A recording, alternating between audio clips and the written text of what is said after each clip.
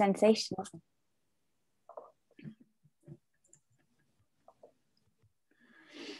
So hello to everyone who's slowly joining. We're just going to wait and watch people arrive, and then we'll start in around 2 minutes or so. We're getting up quick.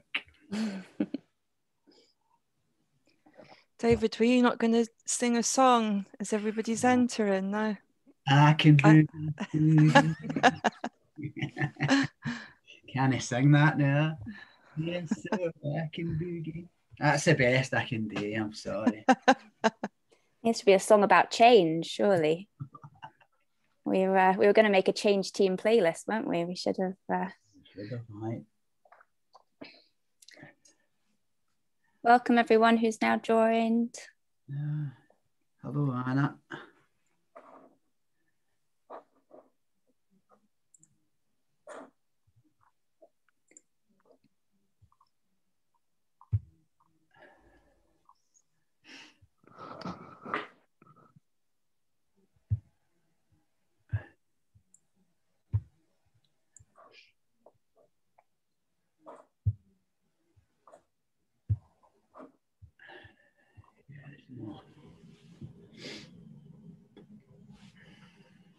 Should we get going, guys?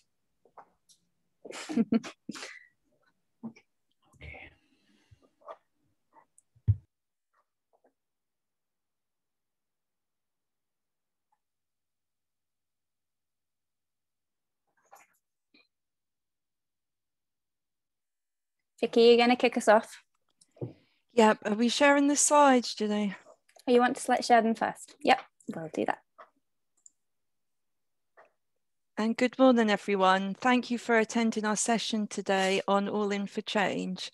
Although we can't see any of you, we're hoping that you're all out there and that you're listening. So if you do have any questions, if you can pop them in the Q&A box for us, because we will have a chunk of time at the end of the presentation to answer as many as we can.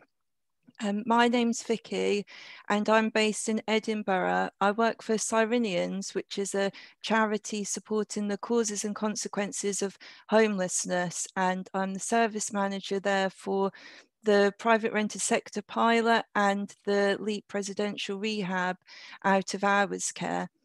I'm also a trustee for St Martin in the Fields and for Crisis UK. So I'm just going to pass you over to David for a quick introduction and then on to Ginny for the first part of our presentation. Thank you, Vicky. Hi, everybody. My name's David Ramsey. I'm a change lead at Homeless Network Scotland, and my big bag is prevention. I think for us as an organisation, we need to start thinking a wee bit behind the scenes and try to change the way people's lives are, and especially people that are becoming homeless. So today is going to be really exciting about this. Thank you, Ginny. Yeah, hi everyone. I'm also a change lead at Homeless Network Scotland. I have a bit more of a focus on systems and culture change, so kind of looking at how we can help people change their behaviours and attitudes towards people experiencing homelessness in Scotland. So I'm just going to run you through a few slides and then pass you back to Vicky and David to give you a bit more information about what we're all about. So we're here today representing a group of around 30 change makers who are part of the All In for Change programme in Scotland. All In for Change uses a collaborative and inclusive approach to end homelessness. It is driven by a team of people from across the country, and they are all experts in what homelessness looks like, and especially for the people that are most affected by it. So if I can ask for someone to put up the first poll just to get us started, we'd love to know who has actually heard of All In for Change. We know that lots of you are coming from different parts of the country. If you want to put in the chat box where you're based, that would be great, but also just let us know whether you've heard of us. Give a couple of minutes for you to fill that in. We won't be offended if everyone says no. I can't vote. Bring up the numbers. Okay, and then, well, could we see that poll result, please?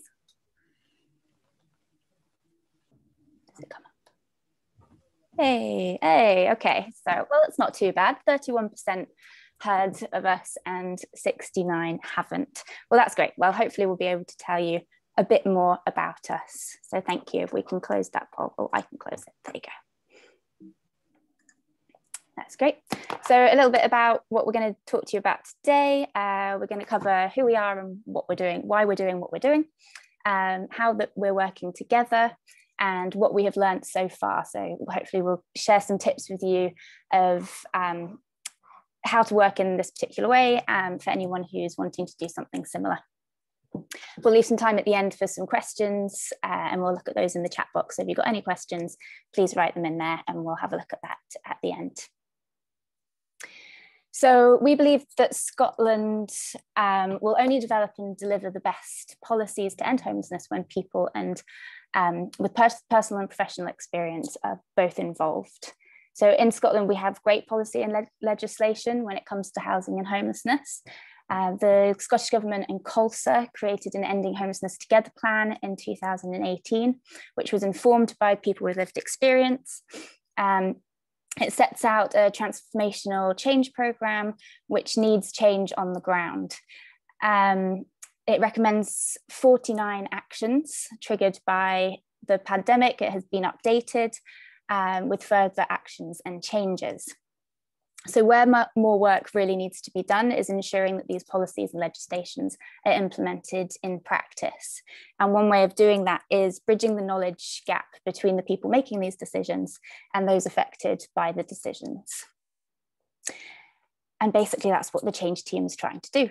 The change team are experts in what homelessness looks like on the ground, bringing together diverse knowledge from people with lived experience of homelessness and those who work in the frontline support and advice roles. It's important that the change team is made up of diverse voices, reflecting many types of people affected by homelessness in Scotland. The programme is led by a partnership of 3 organisations, so that includes Homeless Network Scotland, Cyrenians, and the Scottish Community Development Centre.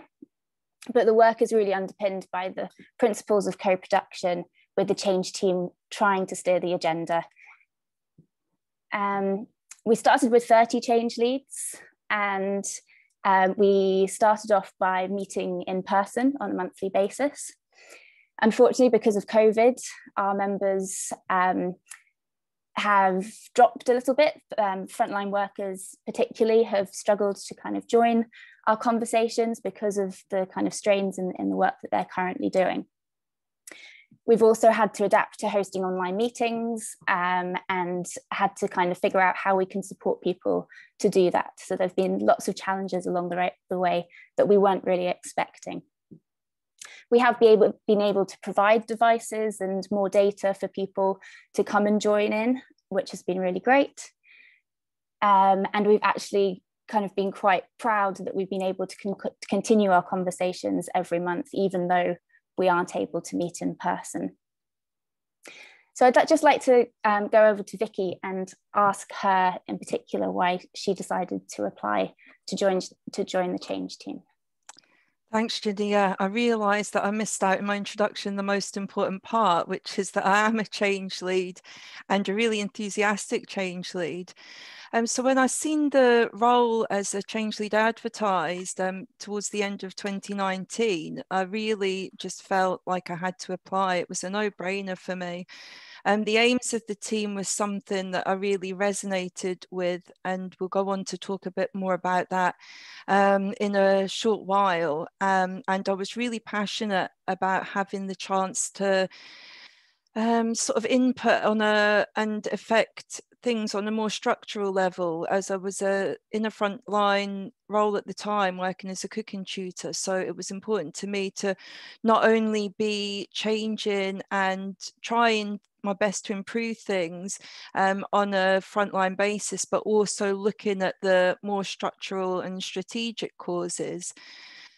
I felt like I could bring quite a lot to the team with my frontline experience and my own personal experiences of homelessness. And I really liked that we also have the academic sphere represented excuse me, at the retreats as well with the Harriet Watt I Sphere. But Gillian, David, you've obviously joined the team because you seen something in it that you were passionate about as well. So David, what made you want to join as a change lead? I could just tell the truth and say my work.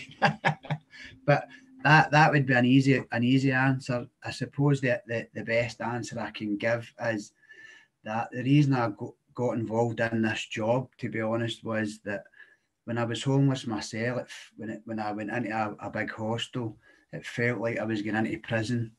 And then just something inside me, I thought, this is no right, that when anybody that can lose their home, like myself did, because my relationship finished, that then you're transferred back into this life that was like a prison.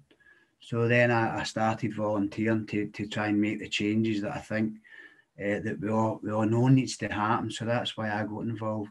Thank you. And I guess the reason that I'm involved and will continue to be involved is because I believe in the power of people and building relationships between people who don't usually find themselves in the same room. And yeah, I just think that's something really powerful. And being, if I can be in a position where I can empower people to be able to do that, then I will continue to do it. So I'm going to pass on to David, who's going to tell us a bit about our 4 new directions. Thank you, guys. So as you can see on the screen there, there's 4 new directions that covers a lot of ground, but it was agreed that these 4 things would be where we would sit everything under. So we're going to go through them now, and the first slide is people first, please. So 2 wee seconds to put this wee thing down. That's perfect. So people first, as it says up there, is it means we're helping people to have choice and control. I think this is a big part of what we're trying to do, because when we look at everybody's any life that you're involved in, we have choice and control over things that we do, where we want to live, where we want to go shopping, etc. But what happens is when somebody's finds themselves involved in a homeless life, the choice and controls took away from them. They're told where to go, they're told what to do, they're told who they can see, etc. So for us, that's really important that we bring that to the table for people, and we need to have that. That's a start off. So, and the other thing we always forget about is people need to do things that they enjoy. You know what I mean? It's the participants who are on this. I don't know where you work. I don't know anything about you, but I'm sure you do a lot of things that you enjoy. But people that are caught up in this cycle of homelessness, it's a very rough life, and nobody actually asks them what it is they enjoy doing. And you would be surprised how just asking people can actually take that pressure away from them. So I think that's really important for us. The next one, staying healthy and connected to others and resilient. And also that's really important, because too many people, when they're in that homelessness life, that the health goes out the window. They don't speak to any of their families or anything. So it's important that we try and connect that back in for people. And we need to move towards mainstream services and settings, and that's non-homeless. And this is really important, that we start using the community out there and things that are in the community, because for us, that's where homelessness starts. It starts in a community setting. And as I'll probably say through this, I believe, and we believe as an organisation, that the community has the answers to this. The services are all there. It's just we're not tying everything up in the right way. And the last one for the people first is directly address material hardships that often underpins our situation. And you know what, I actually wrote in a bit of paper, I'm looking at it now, having nothing is a barrier to stop you moving on. Because if you don't have anything, you don't give any opportunities, you're not going to think that you can move on and do better. So it's important that for anybody listening, that we start trying to address these issues. And what really always surprises me when I got involved in this is like the people who need the most have the less choice. You know, that really, really surprised me. So it's important that we change that. And just when I look at all that, it just, again, it surprises me that all the services that we've seen in the past 20 or 30 years, they're designed not to do this, and I also find that fascinating. So that's something that we really need to change. Thank you, Jenny. Next slide, please. So, second one, at home. This means delivering settled, good quality mainstream housing as quick as possible, and that means basically not having somebody in an accommodation of some sort, whatever that may be, wherever you're from. There's different things in different areas. It's important that people move out of that quickly. As it says there, minimising the time they're spent in temporary accommodation. With fewer transitions, the better. And I've probably heard, if not, that we've got the staircase model that we're trying to go. You need to go through one to get to the next, and if you fail that one, you get put back up, and you're up and down like a yo-yo, and you wonder why nobody can move on and do and do well for themselves, because they're all other shot, moving from here to there and everywhere. So we need fewer of that. Get people settled in a community that they feel and trust, and that's going to have a big impact in people moving on.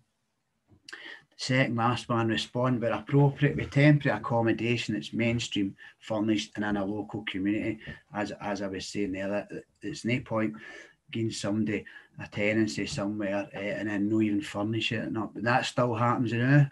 So this is things that we need to try and get away from, to support people when they're moving into a home. And the last one, and that is stop accommodating people in dormitory style night shelters. I mean, that's things that you think you see in the Second World War or something. You know what I mean? You think that's just not right in this day and age. We need to get away from that. I think for us, again, it's that the community setting is really, really important, because we're involved in a lot of stuff now with that, and there's a place-based approach is the big thing for us, you know. Like, the community has the answers, as I said, and I will keep saying it, because I think it's important that when we're doing all this work with individuals, we don't try and start looking at other things and creating different things. The answer's in the community. We just need to work with people and connect things up to make it better for the individuals who need that wee bit of support. Thank you, Janet. I'm not meant to have a favourite, right? But sometimes now, any day, you've got a wee favourite. Well, this is my favourite, because I think this is really important for people that are out there that need a wee bit of help, as I say. So what this means in practice, we're trying to promote a new duty to prevent homelessness and clearer pathways for those most at risk. And this is something I'll come on to later on anyway, but we can identify, we know people are going through different things, and we can identify who they are. So if it's predictable in that sense, we can prevent it. But we need to have clearer pathways for certain groups, as that care leavers, people coming out of prison, etc., to make that happen. Support joined up working in less silos and services that don't put people first. So, I mean, that's something that I've only been doing this for 7 years or something, and I'm continually hearing that, joined up working in less silos. I think that's something that we really need to nail down and actually just put to bed and get it done and start working together. And we understand that these things are no easy, but it's really important that we get them right. And then ensuring there's less need for people to repeat their story. And that's got to be the worst one, isn't it? Everybody tells you that, and I've done it myself, so I know exactly how. And it's continually telling yourself that you're no well. You know, that's what it feels like for people. You know, you're telling people you're sick all the time, and you're never going to get better if you keep telling them. So we need to get a system, and I know it's difficult. These things are no easy. If they were easy, we wouldn't be here talking about them, right? So it's no easy, but this is what we need to try and aim for, because it's important to individuals. And then the last one, we need to identify and keep an eye on households at risk before they reach crisis point. And that's working 3 steps behind. That's what we need to start looking at and try to identify that, where people are going. And that all connects together if you see that. So if we can get people working with different communities with different services, we can make this happen. And I just think the no wrong door for me is it's a duty as a human being that we don't turn people away. We don't. I mean, it's been happening for too long. Just turning people away. No, that's no. We can't help you with this. So we need to have a duty as an individual to support anybody that comes through your door and make sure that you get them to at least the right place. And that, I think that's important. Thank you, Janet. The last one for me is, and I said Darawan's my favourite, but this is also my favourite, because I think it's really important that we try and create that for individuals and services and staff and all that, a bit of good vibes, all right? And to the first one, it's not caused by personal mistakes or habits. And I did believe that as myself, that I did cause it, and because obviously I took drugs when I was young and I was in prison, and then I was homeless, and that was all my fault. Do you know what I mean? But as I started working in this, you start to understand it's the environment you're in, it's like growing up in poverty, etc., and it's all these things connected to it. A lot of people, but I know still, who are in that life, who still they don't see the big picture. It's important that we explain to people that is the cause of this. We could end poverty, homelessness by reducing poverty, increasing access to affordable housing, right? And that's something that we need to tie down, this affordable housing. There's still not a definition yet, so we need to get that clear. What is that? And we need to have a stronger welfare safety net. At the moment, I'm not going to get what you get, but we understand it's just not good enough. So that needs to change. I think the attitude of the general public and support services can have a huge impact on people. And I'm trying to, I was at a thing yesterday and I was talking about trauma informed and that, and why was I there? And I went, well, I'm trying to get communities to be trauma informed, and that's basically the general public and other services to understand that if they're seeing an individual in a certain crisis or whatever, that it's not that person's fault. It's all these other factors that we're talking about. And I think that will go a long way to making people's lives a bit better wherever they decide to live. And our interaction should be designed in a way that empowers people to engage and take action. I think that is really, really important as well. They're all important. Because every single one interlinks with the other, and that if you take one away, then it can have an impact on an individual. So this is what we need to try and create this and pull it all together. And basically we need to try and work in a way that will empower people by using a strength-based or an appreciative inquiry-based way to make the individual know and understand that the situation they're in isn't their fault, and we need to begin people opportunities to get away from it and get out of that. That's my bit for now. Thank you, Janet. Thanks, David. I think we're going to launch our second poll to ask you guys which new direction you think most resonates with you. If you can have a think about that. And David's kind of given his opinions. Vicky, which one most resonates with you? Oh, I think I'm a bit like David, like they're all my favourite. I think they're all my favourite. As David says, you can't, one doesn't work on its own, does it? You have to have elements of each to, so I'm not committing to a favourite. It's like having a favourite child, isn't it? You might have one secretly, but you're not going to let on. Yeah, maybe. Let's see the results, shall we? Who's voted? Oh, okay. So good vibes. I think good vibes is my favorite as well, because these 4 new directions have come from a policy document. Something like good vibes, where it's all about attitude and behavior and treating people well, I just think is so important. That's great. Thank you.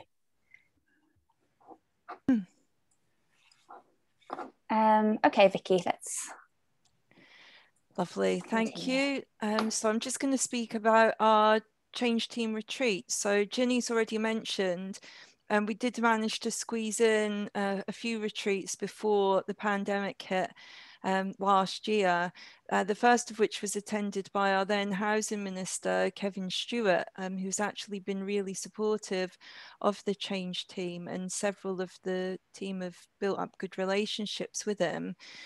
So following the pandemic, we quickly regrouped and moved on to having our retreats online. Despite the pandemic, we have continued to meet monthly and to thrive. And during these meetings, we discuss which actions we want to prioritize. And we also have a lot of reflection and looking back on the work that we've done. As well as the monthly meetings, which we call retreats, we also do a lot of meetings in between for specific pieces of work. So we've had meetings about our national conversation, which we'll outline shortly. We've had crossover meetings between the change team and the homelessness action, the homelessness rough sleeping action group, the HARSAG group.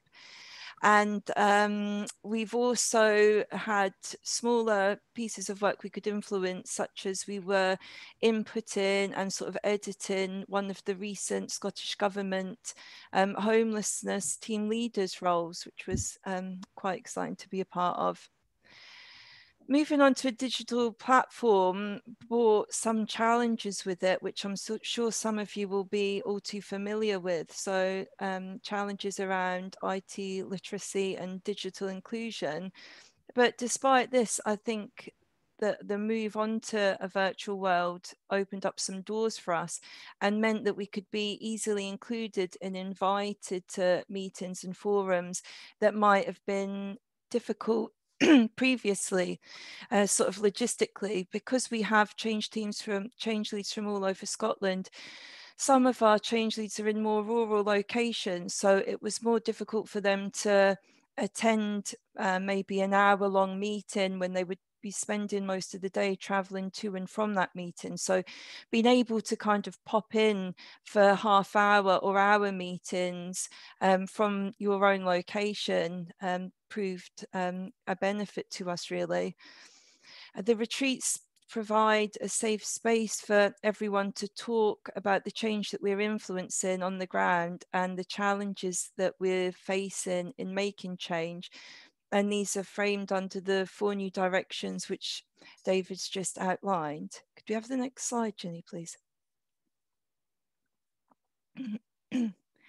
So during the retreats, we try to keep in mind 4 questions and use these as a loose framework for our discussions, although usually our conversations develop organically along these lines anyway. So these are what we need to know. So they're the key communication messages and evidence of what works, sharing our knowledge, experience, and views. One of the best things about the change team for me is how open and honest we can be during discussions, and we've built up a really good rapport with each other and have a mutual trust and understanding that we've kind of really got to know each other over the last 18 months. And we bring with us really diverse knowledge and experience of homelessness and of frontline work and of academic sort of knowledge and evidence of what works. The second question we try and answer is who we're going to tell. So who needs to know this and how will I reach them? So we have existing networks amongst ourselves, and actually really good and diverse networks. And we try and take advantage of these wherever we can. What can we do differently? So how can we act on this knowledge, and what are our options going forward, and what will help us?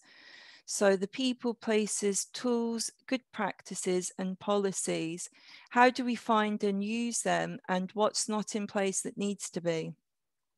We've increasingly had a packed agenda for our retreats, and we're getting more and more offers and invitations to be involved in projects and to shape services and influence government and policy. So yeah, we've got really, really busy, and increasingly so. The next slide, Ginny, please. These are the priorities that we pulled together from our initial discussions actually at the beginning of the pandemic. So these were more housing allocations, so in line with the 4 new directions that David's outlined already. We were looking for faster, clearer information and information needing to reach people that need a house and where to find support for those that need it. How information can get to the people on the ground more quickly. So communication at the start of the pandemic didn't seem to reach people that weren't maybe as digitally savvy, or those that were more isolated, and people felt quite in the dark about what was happening and restrictions. And there was a lot of fear, particularly during the start of the pandemic last year. The importance of avoiding social isolation for positive mental health. So this came up a lot in conversations, and thinking about how local resources can be committed to ensure local collaboration. And then the last one was how a training and support program can support the steep increase in the use of remote and digital approaches and to supporting people to use them. So it wasn't just about having the devices, it was about having the know-how of being able to get online, to communicate with people, and particularly when a lot of support moved on to being online or over the phone alone, people really missed that connection, that one-to-one and that face-to-face human connection with people who they'd grown to trust and who'd been supporting them. Next slide, Ginny, please. So the program launched in 2019, and our overall aim was to bridge the gap between policy and planning and action on the ground. Passing on this information is crucial, and having the links between people who are in decision-making positions and those who are on the ground. We really need to make sure that these key messages and information are getting to the right people, in both directions. A big part of this is about passing knowledge from the people experiencing the effects of homelessness in their day-to-day lives. And that's why it's really important that we have people with current and previous lived experience of homelessness on the change team, as well as frontline workers. And many of us, like David and myself, have experience and knowledge of both of those, from both of those perspectives. We've reflected on the sharing of knowledge regularly since the start of the change team. And as I said previously, the Scottish Government have been really positive and really embraced the change team, recognising our importance and knowledge in strategic decision making. Our previous housing minister built up really positive relationships with members of the change team. And although we are vocal and very vocal at times in passing information to decision makers, it can be a challenge to get the feedback loop back and to really understand where our knowledge and information and our time is making an impact. And so that's something that we're still working on. As leaders of change, we also want to influence implementation of best practice in homelessness support and solutions. Next slide, Ginny, please. As part of our mission for driving change, we're often invited to contribute to wider conversations, and we've been approached by Scottish Government teams from housing and homelessness to criminal justice, as well as socially driven organisations and researchers who are keen to understand the views of people with personal and professional experience of homelessness. Some examples of where we've contributed to our collective knowledge and experience are informing findings from the previously mentioned HARSAG group, and the change team being a member of the Everyone Home Collective. So this is a group of over 30 homelessness organisations in Scotland that came together as a result of the pandemic, and it's an amazing example of collaborative working for systems change. We've recently been working on route maps such as ending the need for night shelters and hotel provision in Scotland, and it's well worth having a look at the website for more information on this. We've also started work on a national model of frontline outreach in homelessness within Scotland. We've also had impact beyond the housing and homelessness sector. We've recently been involved in contributing to a revised policy for the SURE standards for people in custody in Scotland and those leaving custody. We have a change lead on the residential rehabilitation working group, and the findings from the Prevention Commission will have far and wide-reaching results and impact. And David's going to talk a bit about that just now.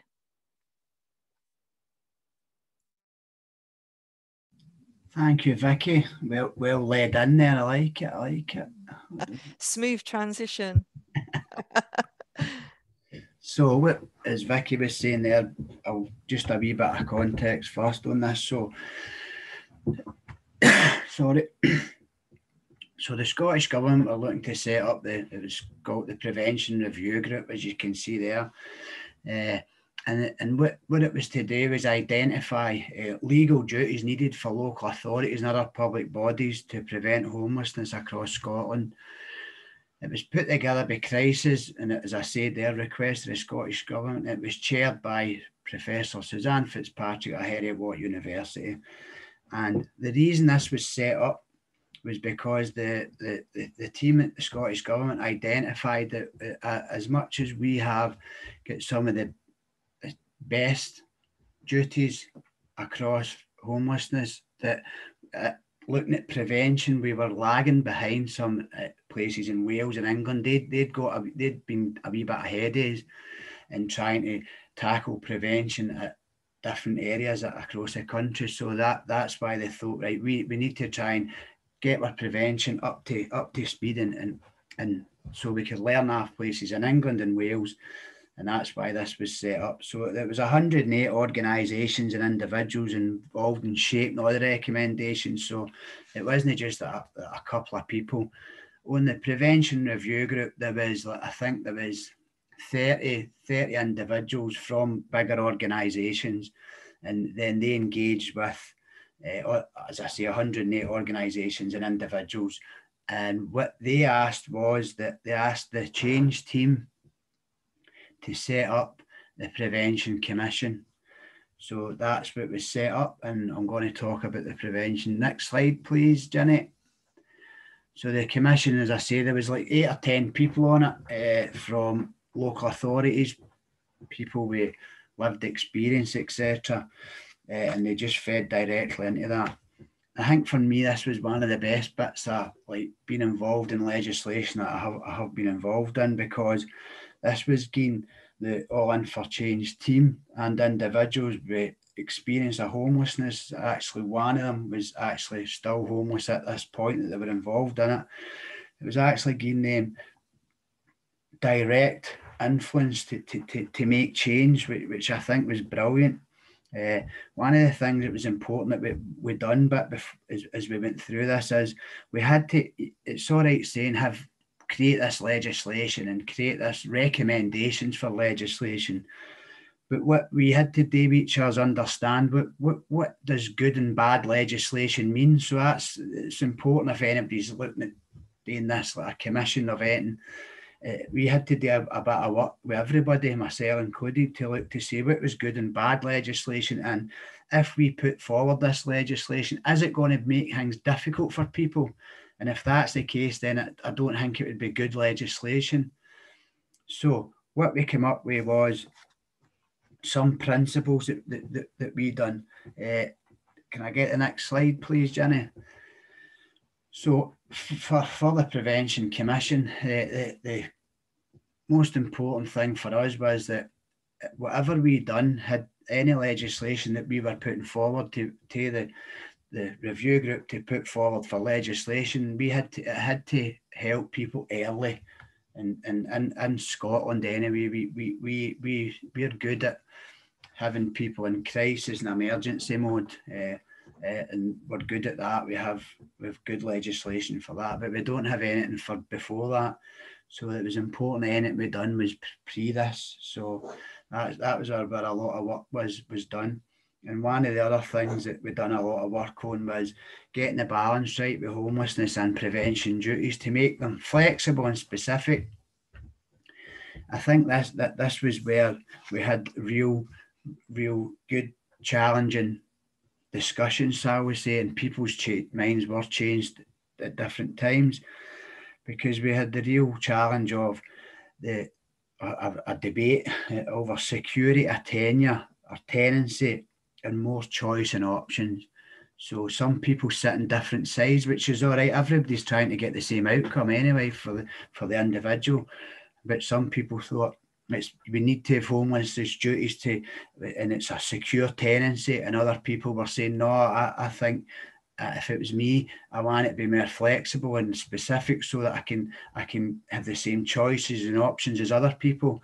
So it was really good. And as you can see at the bottom, the majority came towards it's about choice and control about where you go. So I think that was crucial. And the other one there is the duties to ask and act. That actually came from the individual who was homeless at the time. And I know in certain parts of England, they've got the duty to ask and refer. So what we were putting forward was the duty to ask and act for public bodies and for homelessness services. So that'll be health services, etc. And this wasn't even on the table, and that was why at the Scottish Government, all the review group, they weren't even thinking of this. And I think that's the first time that I've actually been involved with something that's actually put something on their table that they weren't even thinking about. So it was like really, really good for us to have that. So next slide, please, Janet. So I'm just going to, that was the Commission's principles, and I'm just going to run through 2 slides here with the prevention review groups, overall principles, and then I'll tell you exactly where we are now. So first one, prevent homelessness. It should be a shared public responsibility, as I said earlier. And the thing is, we've got a lot of good examples now due to COVID. So it became a public response, homelessness because of COVID, and look at the impact that we could make. So let's not put it off the public health. Don't put it to the side now. Keep it in the public health domain, and then get everybody else tied in across communities, etc., and we'll make a big difference. Intervention should start as early as possible. I said often this will be before people have thought of getting homelessness support. And I think that even just the homelessness support, we have this thing now as homelessness, is that the right word in a community setting or whatever? Because as soon as you mention homelessness, people always just turn into the provider. And we are saying, no, it's going to start before that. So maybe we need to do a bit of work on the language of homelessness. Maybe it's got to be, I don't know, housing security or something. Whatever, I've not got the answer myself, but it's just a debate that we're having now. People facing homelessness should have access to the same range of housing options as any other member of the public. That's also really crucial. And again, as I said earlier, I couldn't believe that the people who need the most help have got the limited option. If you're a homeless application, you can only get a secure tenancy in Scotland. Like, what about people want to share flats or go to the private rented sector and do all these other things that everybody else can do? So that's what we're recommending through the prevention review group, is that we have the same options as everybody else. Like, last slide on this, Jenny, thank you. So one of the other big ones is that they extend the duty of prevention. It's assisting people 6 months away from being homeless. At the moment, it's 2 months. And we see too many times that's not been met. And people are 2 months just isn't enough time. So people are turning up and it's the day or the week before, because it's just too much to do in that period. So it's going to, hopefully we're going to extend it to 6 months, and that hopefully will give everybody a bit more time to actually get the person or the family a house. So, And we need a national minimum framework to prevent homelessness based on housing options. The housing options is a housing option interview to look at everything that you may need as a house. So, but we need that across the country, and it's got to be minimum standards, which doesn't happen right now. So it's important that happens. The next one, service is designed to meet the needs of specific groups. And that's what the groups that we're talking about, that we can say there's a high probability individuals leaving prison or addiction, mental health, trauma, all that stuff. We can identify that there's a high probability that's the groups of individuals who will become homeless or are homeless, who will be in that cycle. So we need to get services that are designed to meet the needs of individuals in the groups. The last one, clear and enforceable rights. The rights to review and appeal to a tribunal, and whether the law has been applied and whether decisions is appropriate. And this was a big fight to get that, to actually get this involved into this. Because at the moment, when you go to any tribunal or anything, the judge only decides in law, the merits of law. Has the law been applied correctly? And what the review group are wanting to put into legislation is, we want to put into legislation whether the decision is appropriate, which takes away from, is it applied to the letter of the law, which is all the judge looks at. We want to see whether the decision is appropriate for that family or for the individual. Does it make sense to put this person through this? And then this is the outcome. Is it makes sense, basically? So I think that could be a big game changer in Scotland, that one. It will help a lot of families and individuals. So thank you for that part, Jenny. Thank you, David. So now I'm going to move on to talk about something that we're organising at the moment and in the middle of at the moment, which is our national conversation. So as members of the Change team, as Vicky said, we're connected to people and groups across regions and services, but our knowledge between the 30 people that are involved in the Change team is limited. We can't possibly cover the whole country and all the knowledge and experience of the people living in it. So we really want to kind of reach out and speak to and learn from as many people as possible in Scotland about their experiences. These people who want to share how they think change can really happen. So originally we were going to be doing a road show. So before the pandemic happened, we were planning on going out from place to place to meet with people and discuss with them our 4 new directions, what they meant to people, and how change could happen on the ground. Unfortunately, because of the pandemic, we haven't been able to do that. So it's been postponed, and instead we've launched a national conversation. So this national conversation, we're inviting people to engage with our 4 new directions in 3 different ways. We've created an online survey which allows people to explore the 4 new directions in their own time, taking them through step-by-step questions to find out about their particular experiences. We've got a conversation starter, which is a worksheet, step-to-step guide so that either change leads or anyone that wants to pick it up and have a conversation can lead an informal chat about the 4 new directions. And we're also organising and have already hosted some workshops, which are informative events where people can learn about the 4 new directions and also input their views to the national conversation.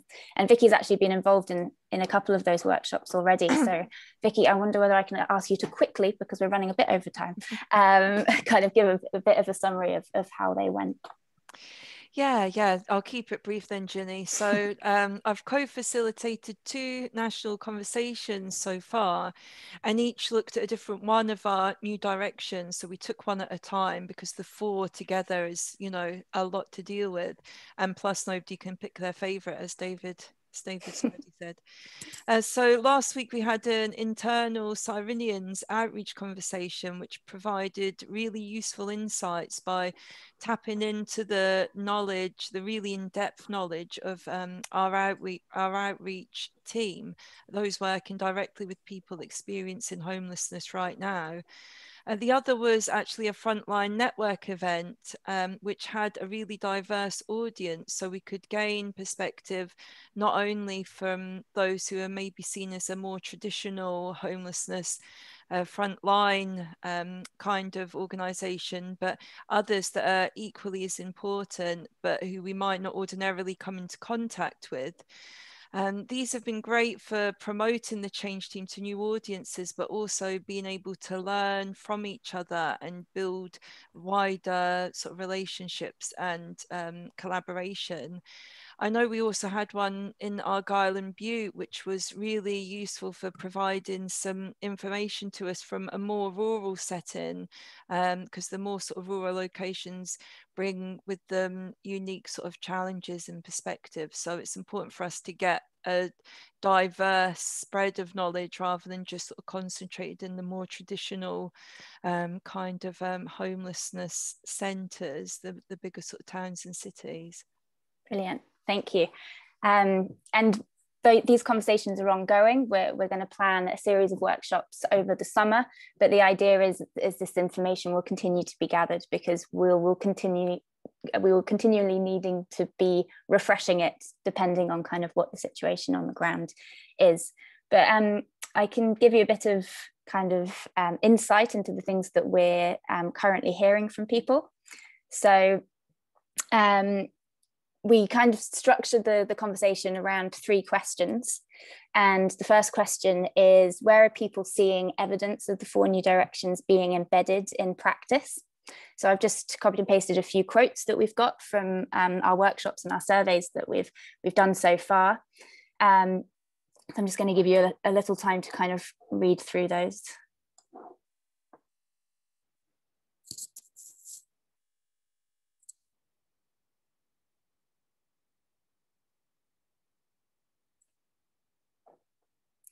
And then the next question that we ask is, what's getting in the way? So there may be some good things happening on the ground, but there are certainly lots of barriers and lots of challenges to making change happen.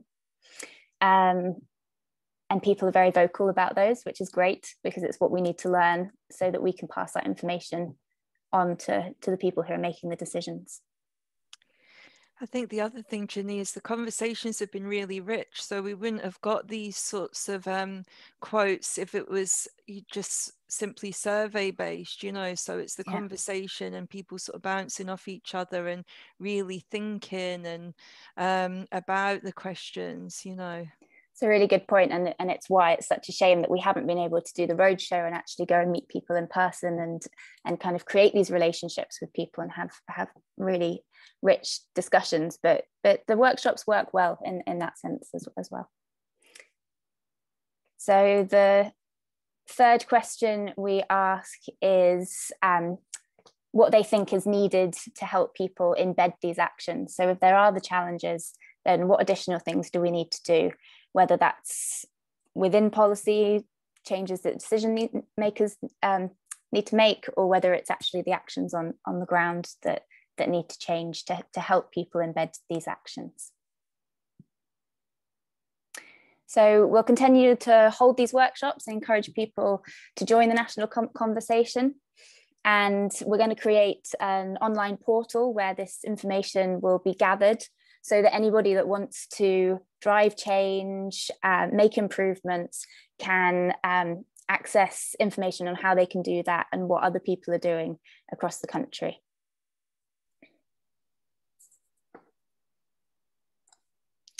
So from our experience, the program's been running now for 1.5 years, but we still have a hell of a lot to learn and lots of kind of things that we need to change, and we'll always be kind of learning from each other and supporting each other in different ways. But we thought we'd give you 6 tips of how to work in this particular way.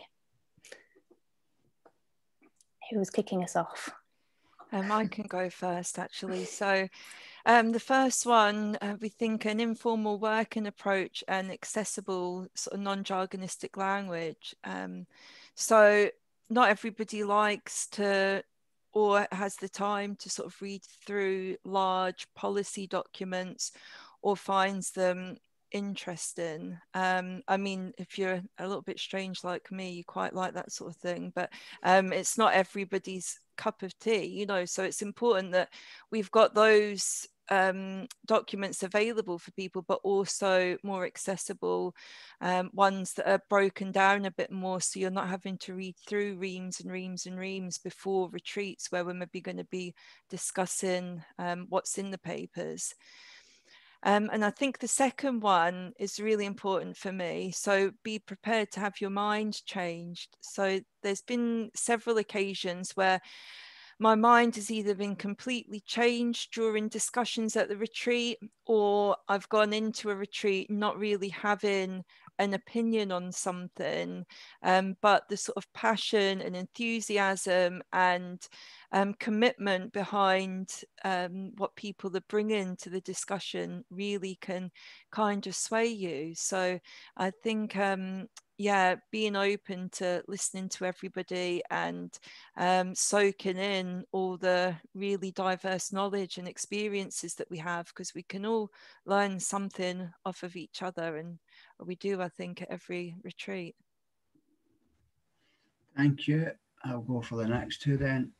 I think people to shape work and priorities, and I only want to say this on this. I think it's important that you let people shape the work and priorities, because it's very easy to go and take the quick route out and actually just jump ahead and do it yourself, and you think, oh, that's what people mean anyway. That's what we've always done.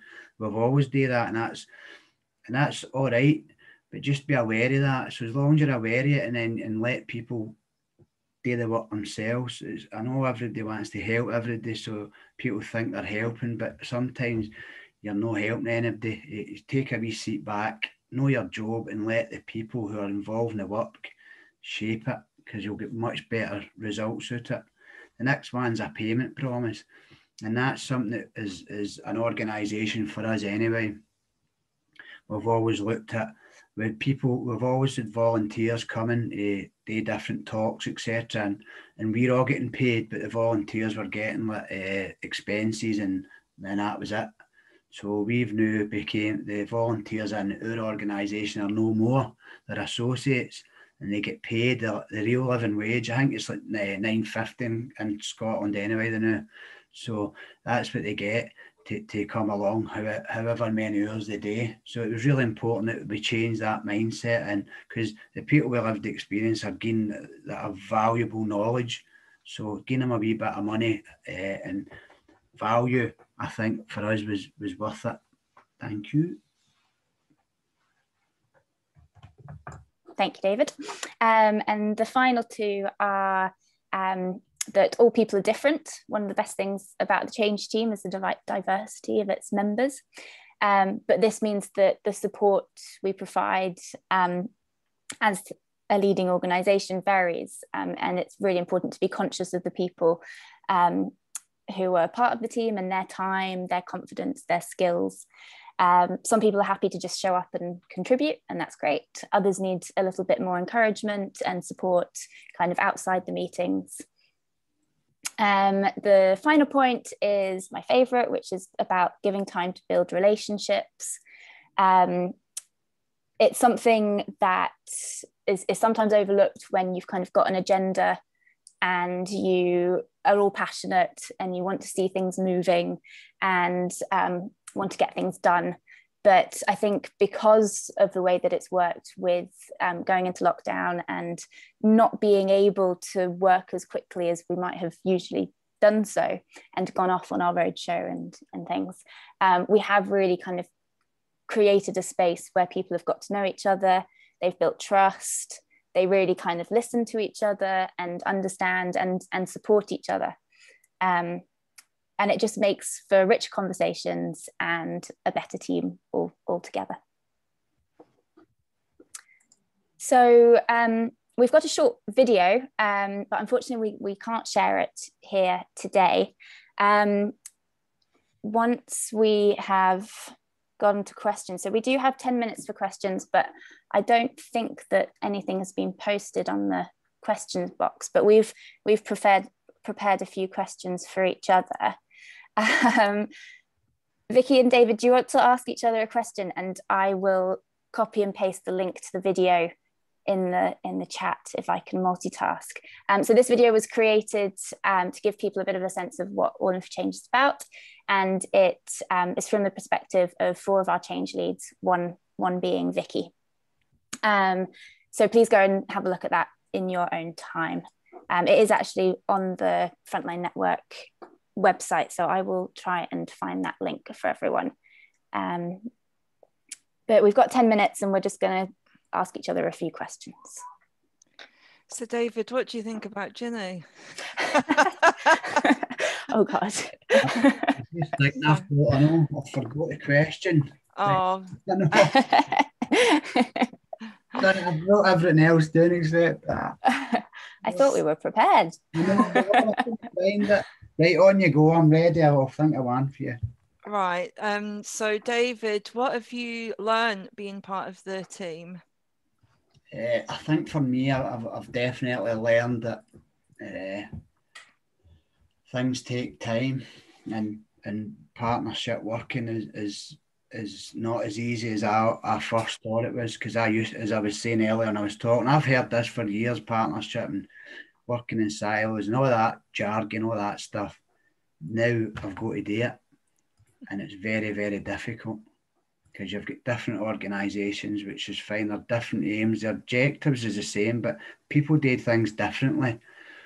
And for me, that's something that I've learned, and it's not been easy for me, but I've learned to do it. But so it's difficult, but it's worth doing. And I think that's the difference. Before I stop talking on this question, it's worth doing, but it is difficult. Which is all right. It's all right to say it's challenging. We're trying to change systems here. It's not going to be easy.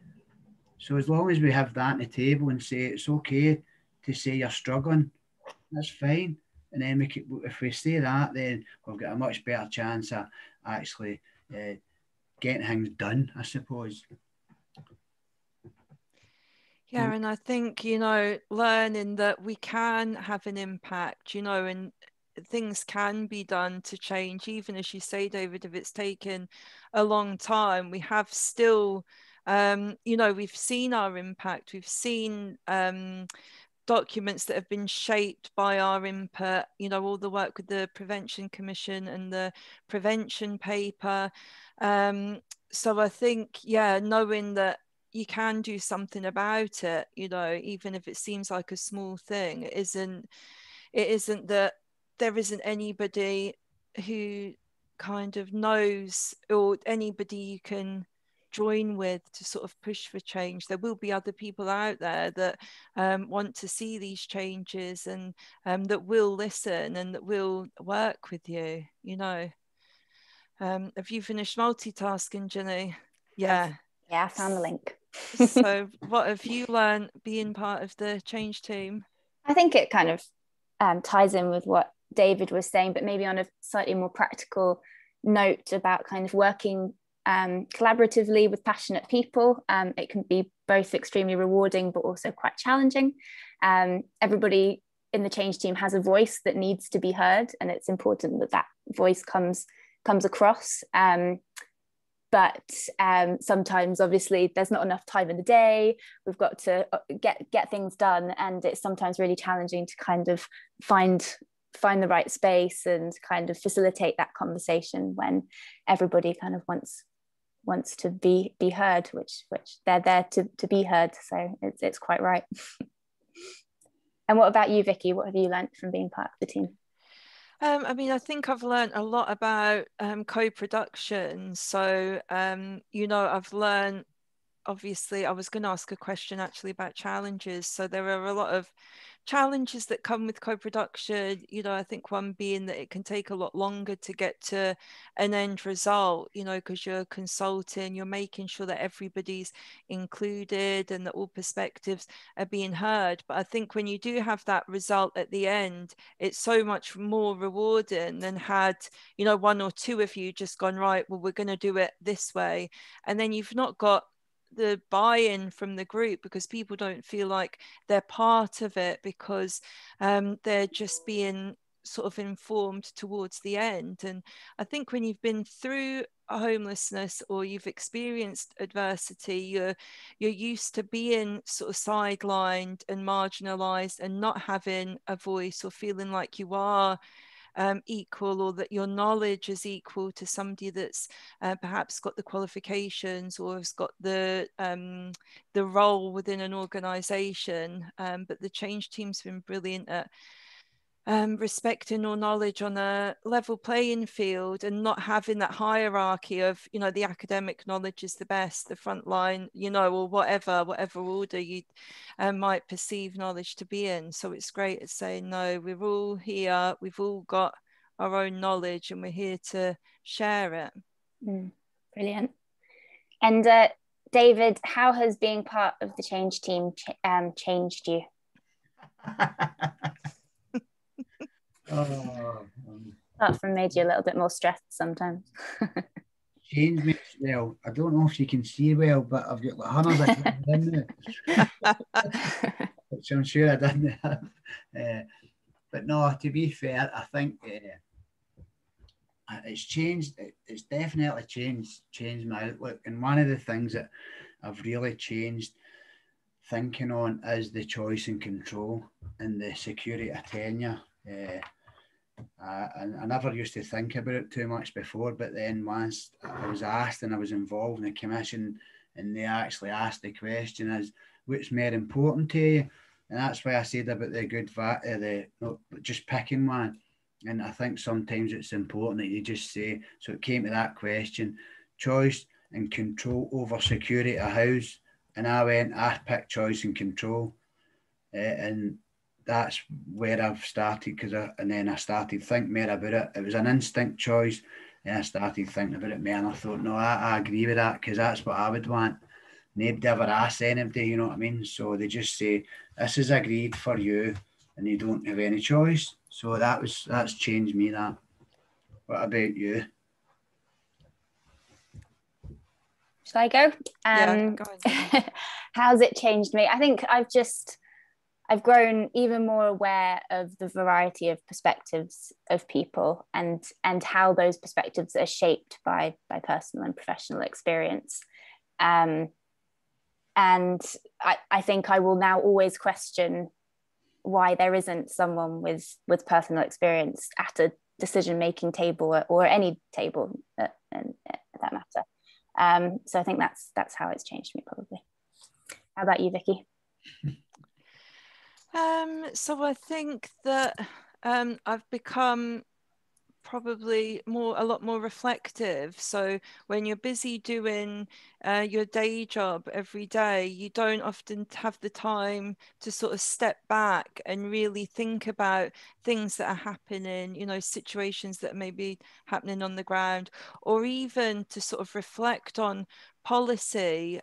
So I think now when looking at policies, I'm looking at things with a more critical eye, because I'm sort of reading things and thinking, well, you know, I know so and so on the change team's not going to be happy with that, and you know, I know David's not going to be very pleased with this bit, you know. So you get to know people and you can sometimes hear their voices in things, because you're looking and you're thinking, oh yeah, you know, that shouldn't be there, or that should be reworded, or something else should be there instead. So I think you become a lot more perceptive of these things. And, you know, like you said, Ginny, if you are in forums or meetings, you are always thinking, well, why is somebody who's not directly affected by this not at this meeting? Why is it, you know, that only the decision makers and not anybody that the decisions are going to affect?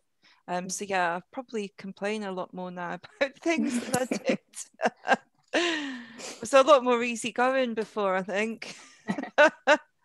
Nothing wrong with complaining. I think we might have a final poll, but if we can launch that as a way to end this session. So basically, we just want to ask you all, do you think this is something that would work in your area?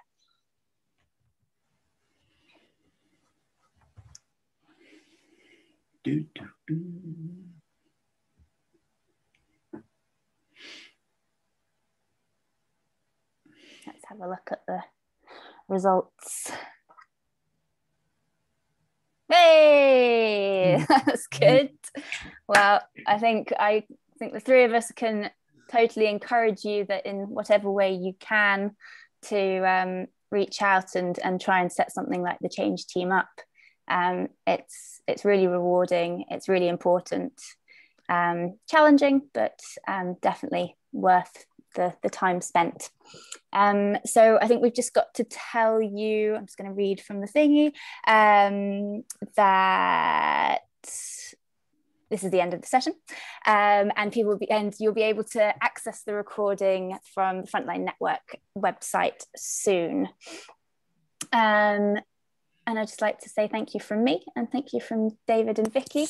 Yeah. And we hope you'll have a good day. We've now got 9 minutes until we've got our actual Change team retreat that starts at 12:30. So we're off to have some lunch. Thanks, everyone.